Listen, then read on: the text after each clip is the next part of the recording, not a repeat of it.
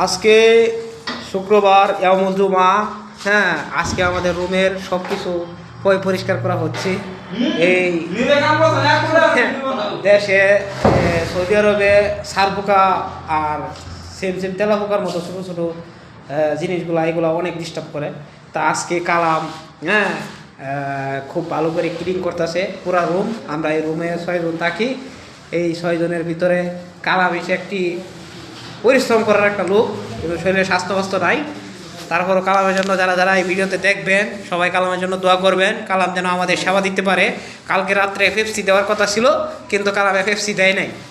এই এফএফসি না দেওয়াতে আমার 9টা টাকা লস হয়েছে।